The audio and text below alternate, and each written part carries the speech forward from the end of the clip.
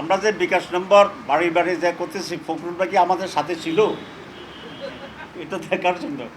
এগুলো একটা, যেহেতু আমরা ওনাদের ফ্যামিলি কার্ডের কথা বলছি, তো ওনাদেরকে কিছু বলতে হবে, তো তো বলার জন্য এটা বলছে, তবে এটা ভুয়া। গত 2-3 সপ্তাহ ধরে কোনো একটি দলের প্রধানকে নিয়ে যে বাড়াবাড়ি করছে গভর্নমেন্ট, অতিরিক্ত সিকিউরিটি দেওয়া, অতিরিক্ত প্রটোকল দেওয়া, এই সব কিছু মিলে তারা নির্বাচনী মাঠে যে সমতল ভূমিকার প্রশ্ন আসছে সেটিকে সুস্পষ্ট লঙ্ঘন করছে।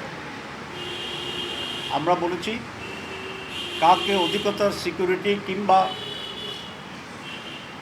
অধিকতর প্রটোকল দিলে আমাদের কোনো আপত্তি নেই, কিন্তু একটি অন্যতম প্রধান দল হিসেবে সমভাবে বাংলাদেশ জামাত ইসলামীর মহতারাম আমিরকে, প্রধানকে সম আচরণ দিতে হবে। যদি এটার ব্যর্থ হয় তাহলে জাতি পক্ষপাতমূলক অপরাধের দোষে এই ইলেকশন কমিশনকে দোষী হিসাবে সাব্যস্ত করবে এবং লেভেল প্লেইং ফিল্ড এখানে বিনষ্ট হবে। বিএনপির লোকেরা একজনের একটা কার্ড বিক্রি দিচ্ছে ভোটারদের কাছে গিয়ে গিয়ে, সেটা হচ্ছে ফ্যামিলি কার্ড আর কৃষক কার্ড করছে।